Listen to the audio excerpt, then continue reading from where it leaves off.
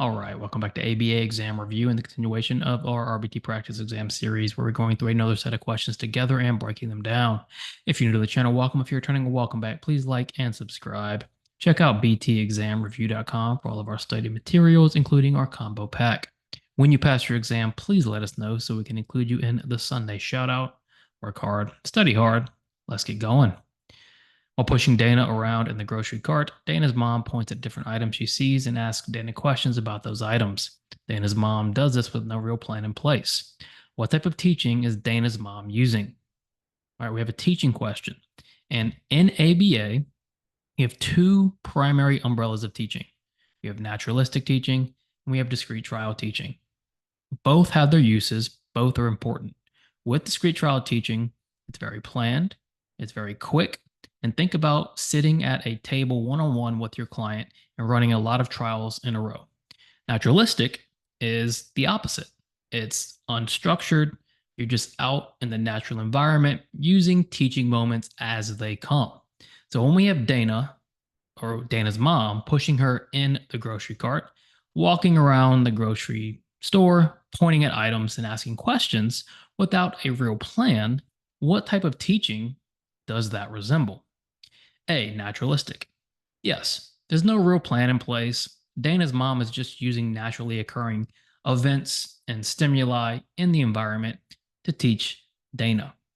If we look at B, incidental teaching is just like naturalistic teaching. You are using incidents that occur naturally to teach. It isn't discrete trial. With discrete trial, there's a clear beginning and end. There's an antecedent, there's a behavior, there's a consequence, and then a pause followed by another antecedent.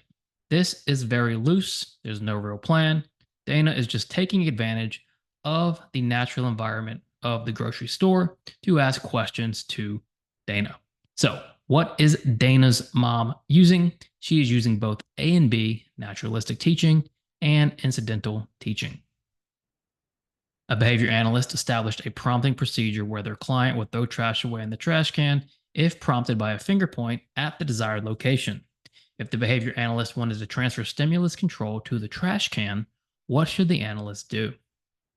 So on your task list, you're going to see something called stimulus transfer control procedures.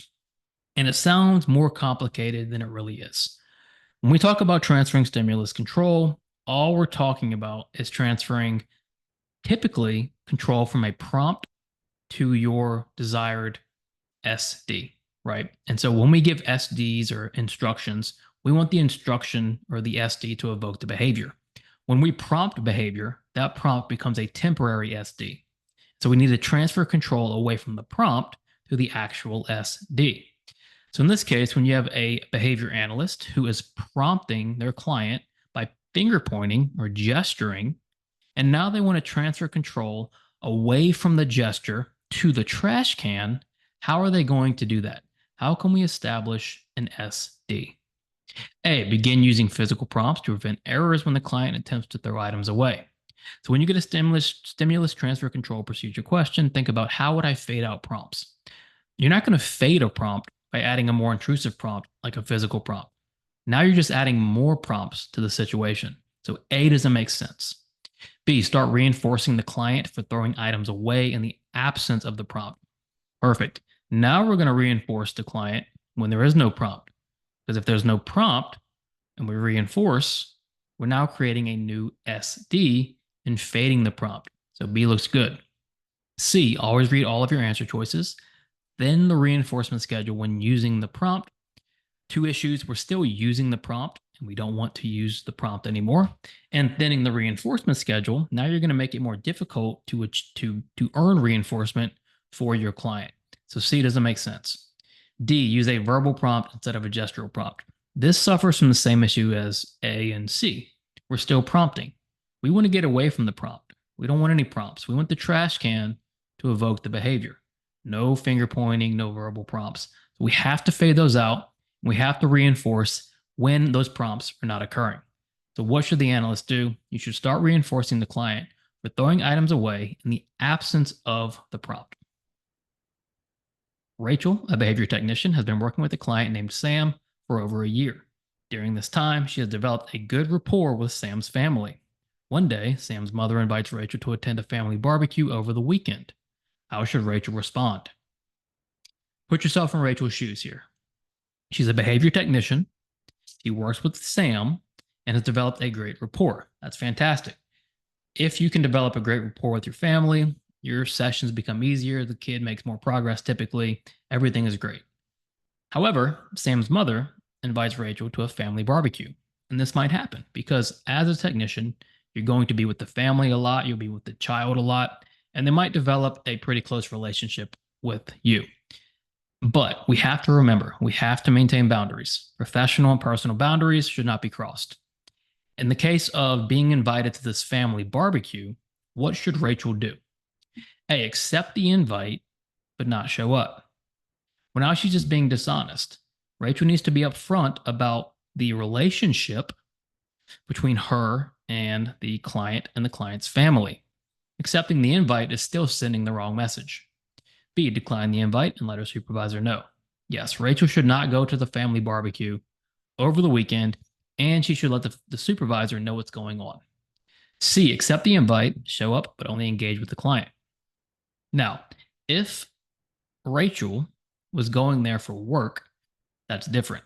But she can't just go to the barbecue and only engage with the client if she's off the clock.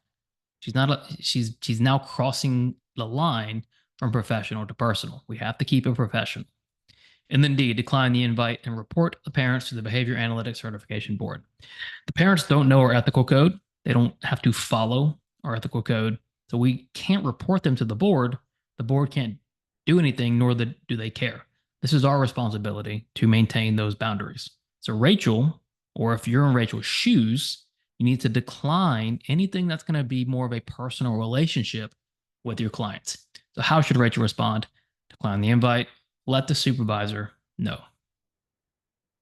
Tina changes her client's reinforcement schedule in the clinic from an FR3 to a VR4. This client also receives services at home and at school. Tina wants to reduce behavior contrast as much as possible since the client has a history of behavior contrast. What should Tina be sure to do in order to reduce behavior contrast? All right, this is a challenging question. It's a behavior contrast question. And with behavior contrast, what it essentially says is when behavior changes in one environment, it typically goes the opposite way in a different environment if the plan isn't the same. In other words, we have a client who's in the clinic and their reinforcement schedule changes. Now, if we don't change the reinforcement schedule at home and school, well, now the behavior is getting reinforced at different intervals in different places.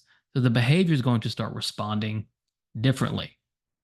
In order to reduce behavior contrast, what makes sense? If our issue here is that the reinforcement schedule changed in the clinic, but not at home and school, what would make sense for us to do? A, make sure that the reinforcement schedule changes are happening in the home and school as well, and that the changes match. Yes, if you're going to change the schedule in one environment, you've got to make sure they match in the other environments. We don't want to have a situation where we're operating on multiple schedules for the same behavior in multiple locations. That leads to more behavior contrast. A looks good. Read B. Offer more reinforcement in the home and school on a thicker schedule. B, we're changing the schedule, but it still doesn't match the clinic. So now we're going to have different schedules in different locations. C, start implementing punishment procedures in both the home and school setting. Well, we're discussing reinforcement here. We're not trying to add punishment to home and school. And then D, switch to an interval schedule in the home and school setting. D's closer, but we still don't know what that interval schedule looks like. That could be anything. So the best answer to avoid this behavior contrast is A, make sure reinforcement schedule changes are happening in the home and school as well, and that the changes match.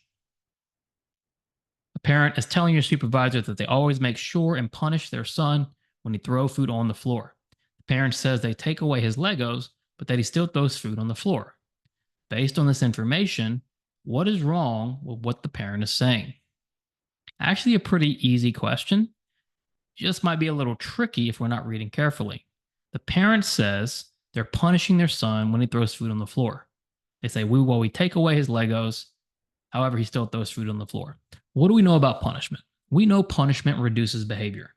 And if we're doing something, if the consequence isn't reducing behavior, can we call it punishment? No. In order for something to be punishing, it has to reduce behavior. This may be reinforcement because he's still doing the behavior. So the parent thinks they're punishing their son, well, the behavior is not decreasing. It can't be punishment.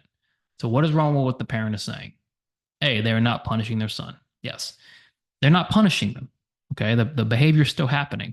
If punishment was occurring, the behavior would decrease. B, they are not reinforcing their son. They might be. That behavior is still going on. But for all we know, reinforcement is occurring. C, they are putting the behavior on extinction. Again, the behavior is not decreasing. There's nothing being put on extinction.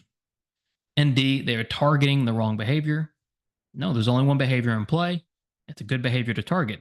The issue is they think they're punishing their son, but the behavior isn't changing. That's a problem. Based on that information, what is wrong with what the parent is saying? A, they're not punishing their son. Thanks for watching. Check out btexamreview.com for all of our study materials. When you pass your exam, let us know so we can include you in the Sunday shout out. Work hard, study hard. We'll see you soon.